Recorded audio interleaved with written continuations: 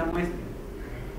Entonces es un problema bastante interesante pues a la hora de ponerse a investigar, porque la idea es empezar a trabajar con ese tipo de cosas. ¿Qué hacer con nuestros estudiantes y especialmente en el área de matemáticas, que es una de las áreas de investigación a nivel internacional, tanto matemáticas, ciencia como lenguaje, porque hay otras bases que ustedes pueden encontrar a nivel internacional como la base de PIL, que también es otra base que hace ese tipo de estudios.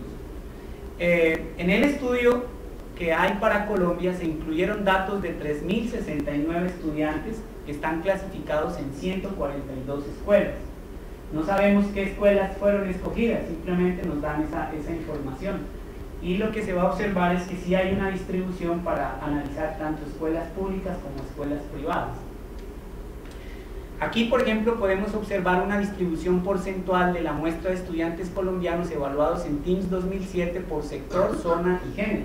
Entonces, ustedes pueden observar que, hablando de sector, pues particularmente se escogieron escuelas tanto en cuarto como en octavo grado correspondientes al sector oficial y en un 16% al sector privado.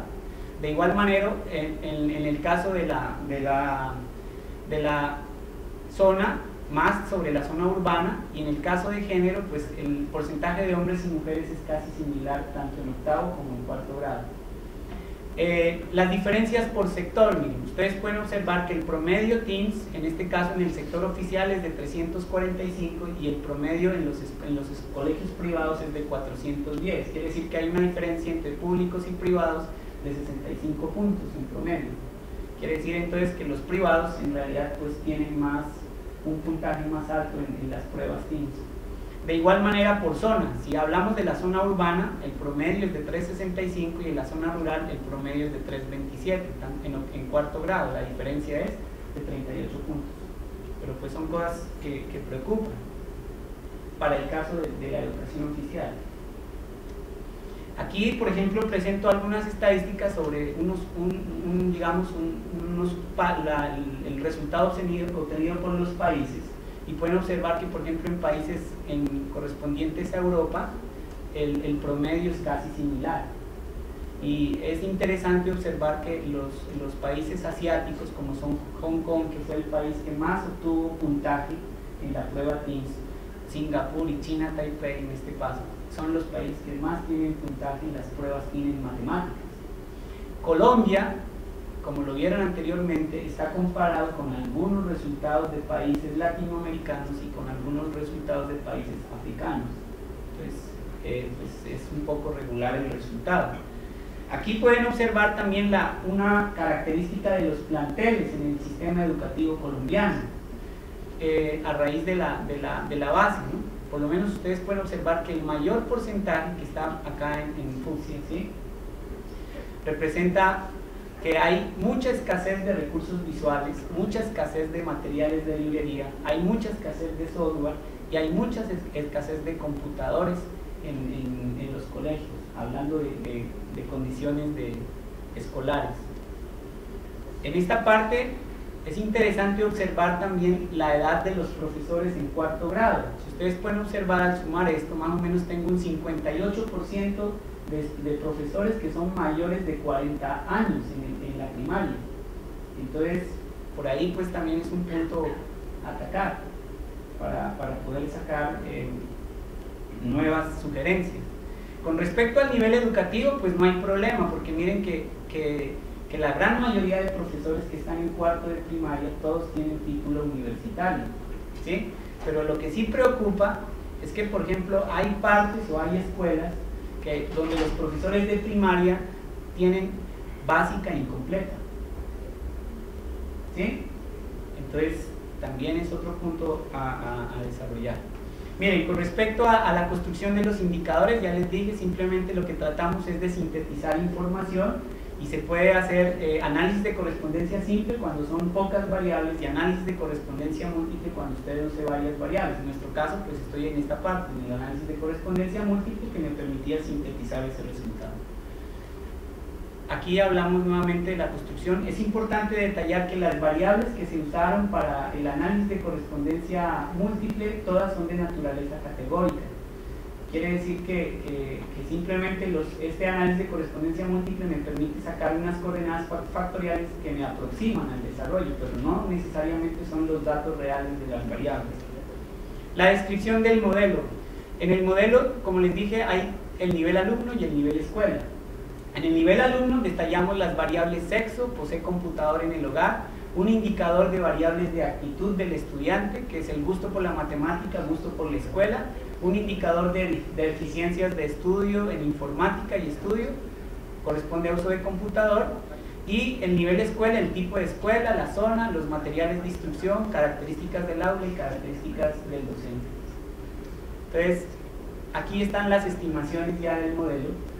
El primer modelo que uno hace en el caso de los modelos multinivel es el modelo nulo, y particularmente es el modelo que ustedes pueden observar ahí, que me va a indicar por qué el objetivo de usar modelos multinivel. En este primero consideré un modelo nulo donde solamente se analizan aspectos del estudiante. Entonces aquí por lo menos este promedio que aparece sería el promedio en la prueba TIMSS de los estudiantes.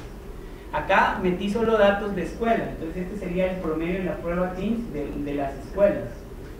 Y este modelo nulo, que es el que uno usa en realidad, es el que donde uno mete características de estudiante y de escuela. Y ustedes pueden observar que el promedio se baja.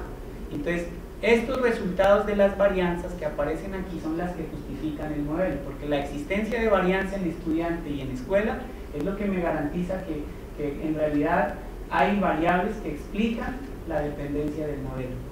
Aquí este logaritmo que ustedes ven aquí simplemente se usó para la significancia de las variables que aportan al modelo. Entonces, si resultan significativas, pues el logaritmo me debe indicar cuánto aporta la variable al modelo, al incluirse. ¿De acuerdo? Una cosa importante que se debe resaltar en los modelos multinivel es lo que se llama la correlación intraclase. Esa correlación intraclase simplemente es una medida de la dependencia de los individuos.